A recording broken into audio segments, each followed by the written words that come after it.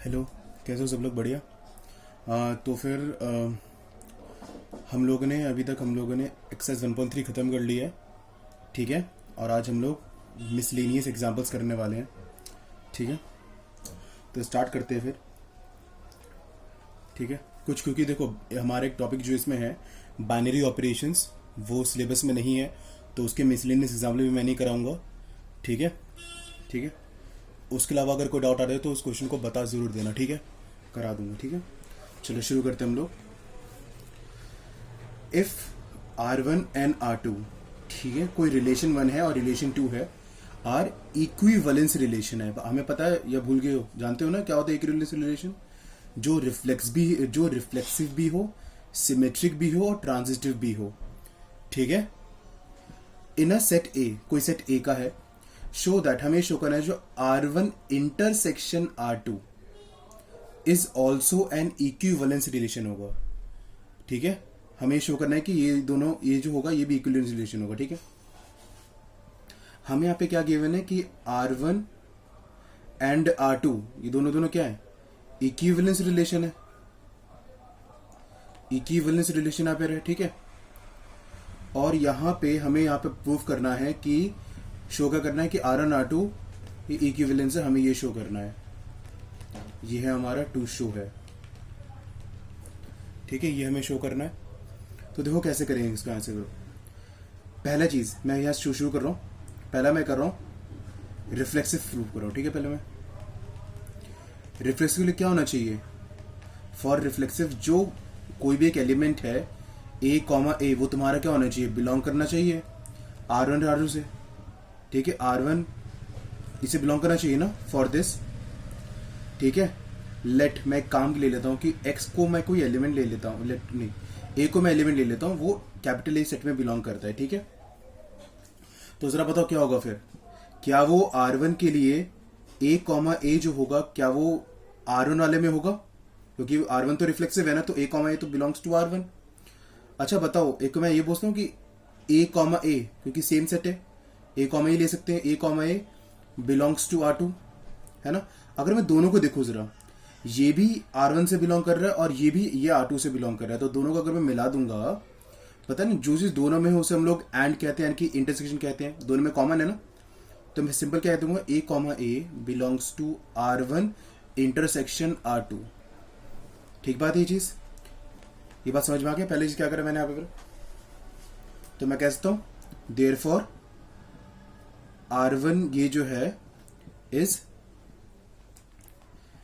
Reflexive है। ये चीज हमने पहले प्रूफ कर ली। ठीक है, अब हम प्रूफ करेंगे कि ये हमारा सिमेट्रिक है।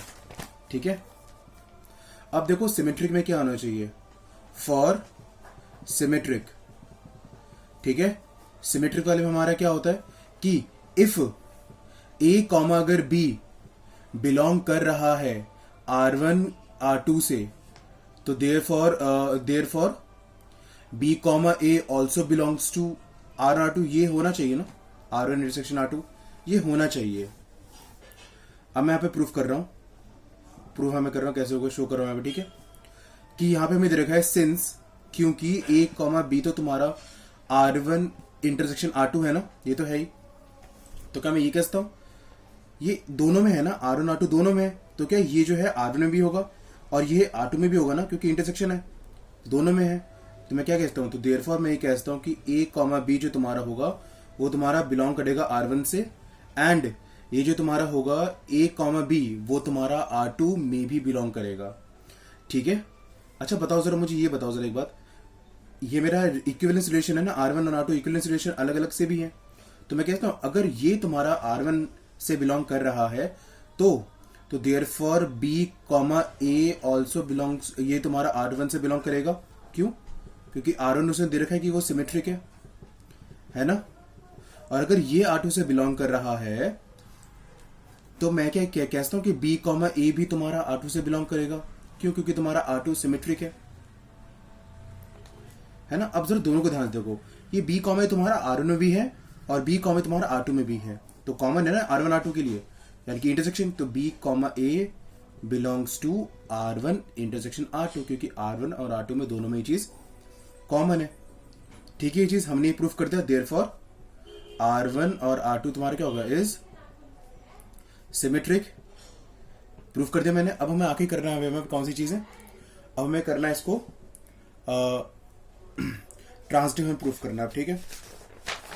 ट्रांजिटिव प्रूफ करने के लिए देखो जरा, फॉर ट्रांजिटिव के लिए कंडीशन क्या होनी चाहिए, इफ अगर a कॉमा बी तुम्हारा R1 इंटरसेक्शन R2 से बिलोंग कर रहा है एंड b कॉमा सी तुम्हारा R1 और R2 से बिलोंग कर रहा है, तो it implies a comma C. देखो a comma B, b comma C, ये तो b comma C, b common है, तो a कॉमा सी तुम्हारा बिलोंग करना चाहिए R1 इंटरसेक्शन R2 से, होना चाहिए। अब देखो मैं करने वाला हूं, यहां पे मैं करूंगा if a comma B belong कर रहा है तुम्हारा R1 R2 से, R1 इंटरसेक्शन R2 से कर रहा है कि नहीं कर रहा, तो मैं यहाँ पे क्या इसलिए कहता हूं एंड b कॉमा सी तुम्हारा बिलोंग कर रहा है R1, ये तो हमें पहले से दिया होता है, हमें तो ये करना होता है ना। अगर a कॉमा बी तुम्हारा इन दोनों से हो रहा है, तो मैं यहाँ पे कहता हूँ कि a कॉमा बी तुम्हारा R1 में भी है, ठीक है। और मैं यहाँ पे कह सकता हूं कि b कॉमा सी भी तुम्हारा R1 में है ना, b कॉमा सी। देखो ध्यान से, चलो मैं इसको लिख देता हूँ। एक तो तुम्हारा मिल गया कि a कॉमा बी तुम्हारा R1 में है, और मैं कहता हूँ a कॉमा बी तुम्हारा R2 में भी है, ठीक है। और यहां पे देखो इस वाले में क्या बोलूंगा कि b कॉमा सी तुम्हारा R1 में है, और यहां तुम्हारे पास में b कॉमा सी तुम्हारा यहाँ पे R2 में भी है ना। जरा इन दोनों को देखो, ये b कॉमा, इसको देखो जरा, इन दोनों की वजह से क्या होगा, अगर a कॉमा बी तुम्हारा R1 में है और b कॉमा सी तुम्हारा R1 में है, तो मैं कहता हूं कि a कॉमा सी तुम्हारा R1 में होगा, है ना। क्यों, क्योंकि मेरे को R1 मेरे को ट्रांजिटिव गिवन है, क्योंकि इक्विवेलेंस रिलेशन है ना, इसलिए। अब देखो एक अगर a कॉमा बी तुम्हारा R2 में है और b कॉमा सी तुम्हारा, सॉरी एक सेकंड को, अच्छा ठीक है, अगर a कॉमा बी तुम्हारा R2 में है और b कॉमा सी तुम्हारा R2 में है, तो इन दोनों में क्या कहता हूं कि a कॉमा इन दोनों से कि a कॉमा सी तुम्हारा R2 में होगा। क्यों, क्योंकि मेरे को दे रखा है ना कि R2 तुम्हारा ट्रांजिटिव है, इक्विवेलेंस से सब कुछ है, तो ये तो अब दोनों अगर दोनों को मिला दूंगा, तो दोनों से अगर दोनों को मिला दूंगा तो मैं दोनों से क्या कहता हूँ कि a कॉमा सी तुम्हारा किस में है, R1 इंटरसेक्शन R2 दोनों में है ये चीज, तो फिर तो क्योंकि a कॉमा सी R1 में भी है और a कॉमा सी तुम्हारा R2 में भी है, तो दोनों को मिला के भी तो यानी कि a कॉमा सी तुम्हारा दोनों में है ना।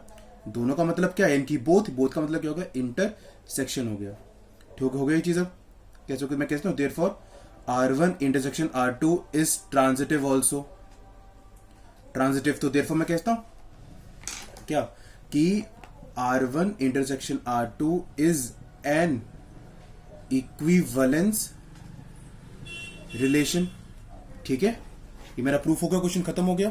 थोड़ा बड़ा क्वेश्चन हो गया, लेकिन ये क्वेश्चन इंपॉर्टेंट है, थोड़े मैं इंपॉर्टेंट क्वेश्चन से कर रहा हूं, ठीक है, ठीक है। एक दो एग्जाम्पल मैंने छोड़े हुए हैं, अगर वो डाउट आएगा तो प्लीज बता देना, करवा दूंगा, मुश्किल नहीं है, बहुत आसान है, ठीक है। लेकिन वो एग्जाम से कभी देखे नहीं गए एग्जाम्पल बस, ठीक है, ठीक है। अब देखो अगला क्वेश्चन क्या दे रखा है, find the number of all one function हमें निकालना है from set A.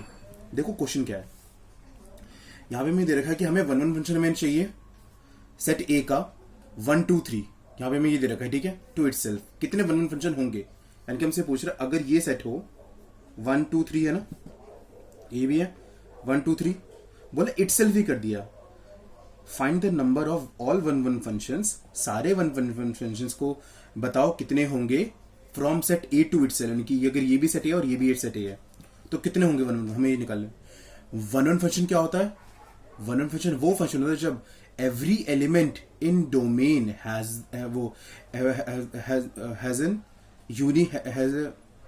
A unique image in codomain.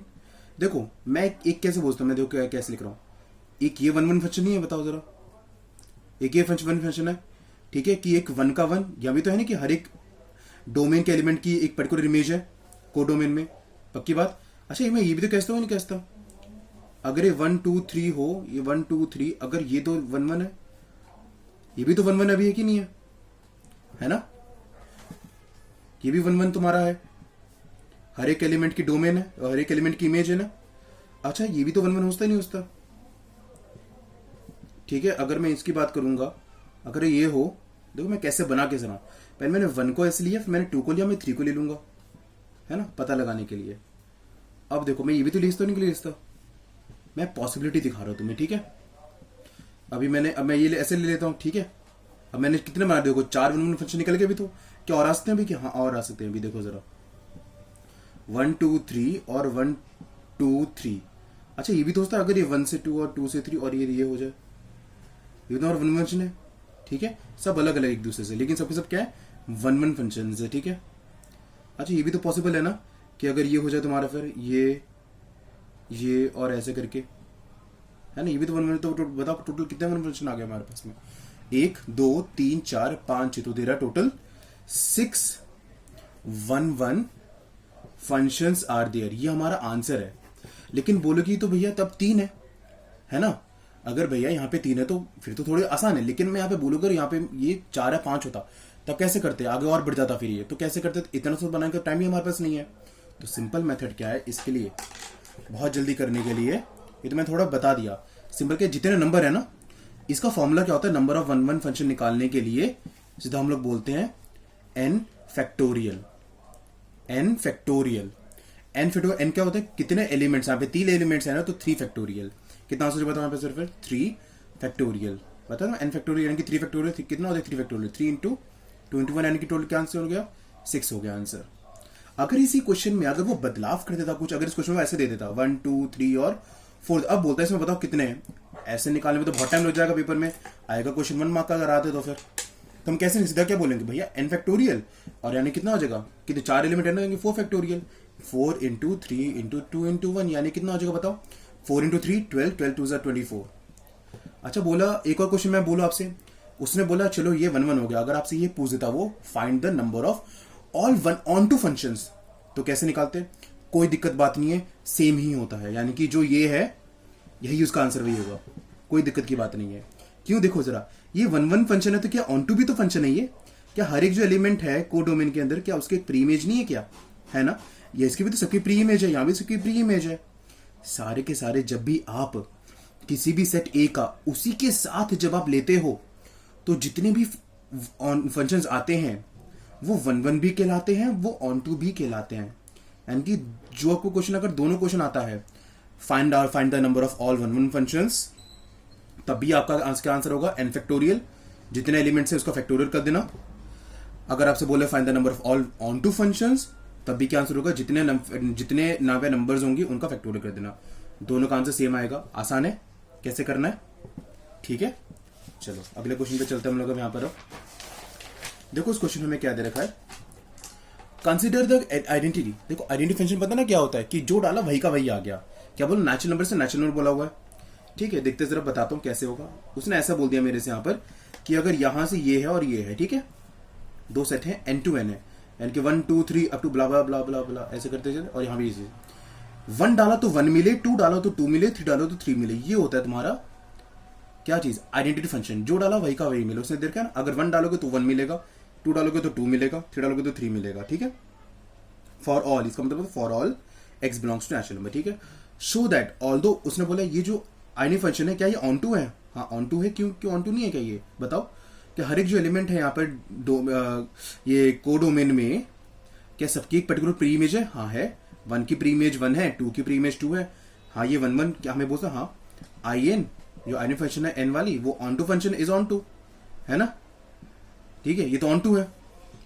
लेकिन बोला जो IN प्लस IN, यानी कि n, ये उसने ये बोला हुआ है कि 2x, उसने ये फंक्शन बोला हुआ है कि उसने बोला हुआ है कि IN प्लस IN x उसने बोला हुआ है, और ये 2x है। बोला है ये तुम्हारा ऑन टू फंक्शन नहीं है, हमें प्रूव करना है। इज नॉट ऑन टू, ये हमें शो करना है ना, we have to show this. कैसे शो करेंगे इसको हम लोग, जरा ध्यान दो इस पे, जरा बहुत चुनमुनो क्वेश्चन है ये, बस समझने का खेल है। देखते हैं, जरा बनाता हूं मैं, देखो क्या चीज है। उसने क्या बोला, वही बोला इसने, IN प्लस IN भी क्या है तुम्हारा, नेचुरल से नेचुरल नंबर है, नेचुरल नंबर और ये नेचुरल नंबर है, यानी कि लिख देता हूं 1 2 3 4 up to blah blah blah, infinity तक लिखते हैं नहीं लिखते। अब जरा ध्यान दे यहाँ पे जरा। अच्छा अगर मैं यहाँ पे x, तो ये है ना, इसको x मानते हैं, इसको y मानते हैं ना, जो आंसर आता है। देखो जरा यहाँ पे तुम क्या डालोगे, 1 डाल सकते हो, तो यहाँ पे तुम 1 डालोगे तुम्हें आंसर मिलेगा। यहाँ पे चलो तुम 1 डालो, यहाँ पे तुम अगर 1 डालते हो तो तुम्हारा आंसर 2 मिलेगा। 1 डालने पे तुम्हारा आंसर क्या मिला, 2 मिला, सही बात है। अब देखो जरा यहाँ पे 2 डालो, अगर यहाँ पे 2 डालते हो तो यहाँ पे 2 डालूंगा, 2 कितना मारेगा, ये बेसिकली क्या बता रहे हैं, ये फंक्शन है ना आइन प्लस आइन, तो मैं इसको ऐसे लिख दूं F X is equal to X, बात एक ही चीज है। 1 डालने पे तुम्हें मिला 2, 2 डालने पे क्या मिला 4, 2 पे तुम्हारा आंसर क्या आया था, तुम्हारा 4 आया था। लेकिन तुम्हारा 3 का कोई आंसर तुम्हारे पास आया क्या, 3 डालने पे तुम्हें 6 आएगा।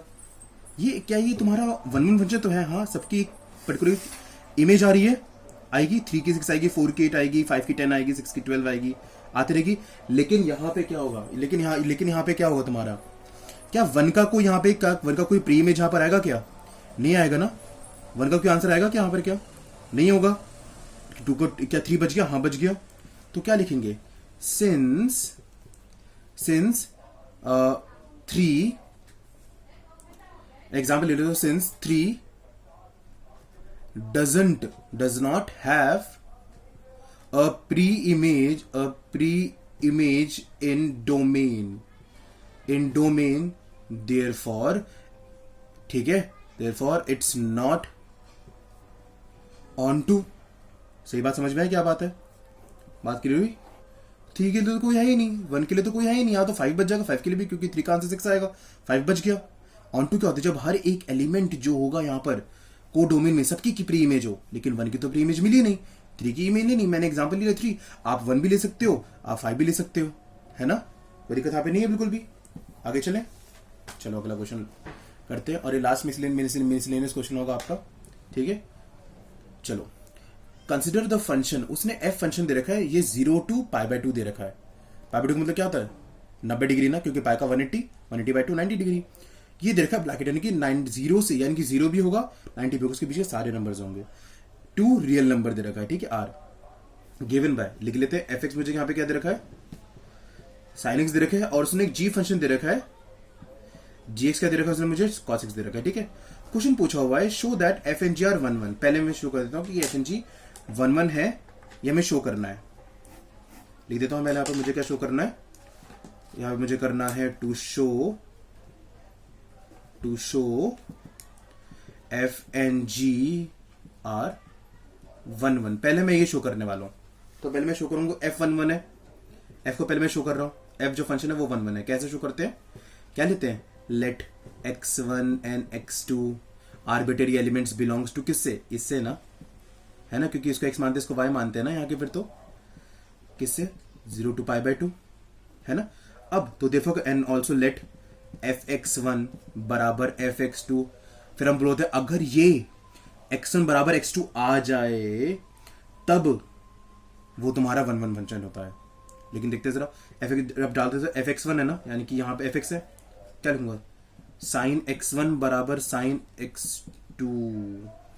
क्या कभी ऐसा पॉसिबल है क्या कि दो कोई अलग अलग वैल्यूज हों, कोई दो अलग अलग एंगल ले लो 0 से 90 के बीच में, मान लेता हूँ मैं, अगर मैं यहाँ पे 30 ले लेता हूँ और मैं 60 ले लेता हूँ, लेट इट बी, अगर यहाँ पे ले लेता हूँ 30 ले लेता हूँ और मैं x2 को मैं 60 ले लेता हूँ, पता है ना मैं साइन 30 कितना होता है 1/2 और कॉस साइन 60 कितना √3/2, क्या तुम बराबर आ रहे हैं क्या, नहीं आ रहे बराबर ना। जब ये बराबर नहीं है, ये तो बराबर नहीं आया। अब एक और देखो जरा यहाँ पर, अब यहाँ पे भी same, let x1 and x2 belongs to वही 0 to π/2, अब कॉस वाला कर रहा हूँ मैं, इसके लिए जी मैं कर रहा हूँ, ठीक है। यहाँ से अब यहाँ पे क्या होगा बताओ जरा, यहाँ से फिर कि लेट, अब यहाँ पे gx1 हो जाएगा, gx1 बराबर gx2, ठीक है। तो यहाँ पे क्या होगा फिर, cos x1 बराबर cos x2, ठीक है। सर दोबारा यहाँ पे भी देखो, अगर मैं cos की कोई वैल्यू ले लेता हूँ, अब cos की कोई वैल्यू लेते हैं, फिर सेम लेते हैं, अगर मैं cos 30 और cos 60 ले लेता हूँ, यहाँ पे बराबर आएगा, cos 30 कितना होता है √3/2, cos 60 कितना होता है 1/2, बराबर आ रहे नहीं आ रहे ना, इनकी दो अलग अलग वैल्यू पे तो वैसे ही बराबर नहीं आ रहे, ये तो वैसे भी अनइक्वल है। जब ये अनइक्वल है तो बताओ, तो देयरफॉर मैं बोलता हूँ कि भैया ये भी तो अनइक्वल है, अनइक्वल तो ये भी हो गया, फिर तो भाई तो बराबर ही नहीं हुआ, ठीक है। और यहाँ पे तुम्हारा क्या चीज है कि ये भी तुम्हारा, तो देयरफॉर मैं बोलता हूँ therefore gx1 is not equal to gx2, जब ये दोनों बराबर ही नहीं है तो 1 1 प्रूफ करने का तो सवाल ही नहीं उठता। और फिर मैं लिखूंगा therefore F and G are 1 1, या बोलूंगा therefore F and G must be 1 1, must be 1 1 होने चाहिए, ठीक है। 1 1 हो गया, मेरे को प्रूफ हो गया 1 1 होगा कि नहीं होगा, ठीक है। देखो मैं ये पता है ना क्यों करता हूं मैं ये चीज, क्योंकि हम पहले क्या करते हैं, मैनी 1 दिखाते फिर उसे 1 1 प्रूफ कर देते हैं, लेकिन ये तो मैनी 1 आया ही नहीं, जब भी मैनी वन नहीं आया तो ऑटोमेटिकली फिर तो वन वन ही रह गया, है ना। जब भी मैनी वन नहीं है तो वन वन ही रह गया फिर तो ये चीज, इसलिए हमने ये करा। ठीक है, ये मैंने प्रूव कर दिया, F and G must be one one, ये मैंने प्रूव कर दिया। अब अगला देखो क्या दे रखा है, ठीक है, उसने बोला लेकिन F and G not one one, ये तो मेरा वन वन है, F and G one one है लेकिन F plus G one one नहीं है। ठीक है, एफ प्लस जी जरा लिखते हैं। अगर मैं यहाँ पे एफ प्लस जी लिखूं तो बताओ यहाँ पे क्या होगा, अगर मैं एक्स ले लो तो क्या लिख दूंगा बताओ, cos sine x plus cos x, यही होगा ही नहीं, कोई दिक्कत यहाँ पे तो नहीं है ना। ठीक है, एफ प्लस जी का मतलब क्या हो जाएगा, sine x plus cos x. बोला ये वन वन नहीं है, तो जब भी कभी आपको प्रूफ करना हो कि कोई चीज नहीं है तो जस्ट आपको क्या करो, एक एग्जाम्पल दिखा दो। मैं एक एग्जाम्पल लेता हूं, फॉर एग्जाम्पल मुझे क्या शो करना है कि, लिख देता हूं यहां पर, तो शो मुझे क्या करना है कि f plus G is not one one. तो मैं ऐसे कैसे करूंगा, यानी कि वन वन है तो मैं क्या प्रूफ करूंगा इसे, ये मैनी वन है, ये मुझे शो करना पड़ेगा मुझे। ठीक है, फिर ठीक है, ध्यान कि मुझे क्या करना पड़ेगा कि देखो ये मेरा ये था ना 0 से पाई बाय 2 मेरी है ये चीज तो, और ये मेरा r है। मुझे प्रूफ करना है कि यहां पे कोई ऐसी दो वैल्यू ले लो, मान लो कोई भी दो वैल्यू जिनका आंसर एक ही आ रहा हो, दो वैल्यू का आंसर एक ही आ रहा हो, यानी कि मैनी वन है, ये शो होगा तो वन वन रहा ही नहीं फिर तो ये चीज। मैं एग्जाम्पल लेना पड़ेगा, एग्जाम्पल में कौन सा लू देखते हैं जरा, देखते मैं एग्जाम्पल ले रहा हूँ, लेट नहीं रुक जाओ, फॉर एग्जाम्पल में ले लेता हूँ, एग्जाम्पल में ले लेता हूँ। पर अगर मैं एक्स को मैं जीरो ले लेता हूँ, जीरो ले लेता हूँ तो बताओ क्या आ गया फिर, एफ प्लस जी अगर मैं यहाँ पे जीरो ले लेता हूँ डिग्री, तो बताओ क्या होगा यहाँ से फिर, sine 0 degree plus cos 0 degree. Sine 0 कितना होता है 0 और कॉस 0 1 होता है, तो आंसर वन कितना आंसर 1 आ गया। ठीक है, तो मैं क्या बोलूंगा कि एफ प्लस जी 0 की वैल्यू क्या आ गई 1 आ गई। अब देखो ध्यान से जरा, अब मैं यहाँ पे एक और ले लेता हूँ जहाँ पे मेरे को 1 चाहिए। देखो पाई बाय 2 एक वैल्यू होती है ना, पाई बाय 2 भी ले लेता हूँ 90 डिग्री। जरा लो क्या होगा, sine pi by 2 plus cos pi by 2, बताओ क्या होती है, साइन पाई बाय 2 कितना होता है, यानी कि साइन 90 कितना होता है 1 और कॉस 90 कितना होता है 0। क्या आंसर है 1 आया कि नहीं आया, तो मैं क्या बोल सकता हूँ, देखो यहाँ से F plus G pi by 2 is equal to 1। तो मैं देखो क्या बात है, ये तो मेरा ये चीज आ गया कि यहाँ पे मेरी जो ये चीज है 0 से पाई बाय 2 था ना, ठीक है ऐसे करके, और ये मेरा था आर।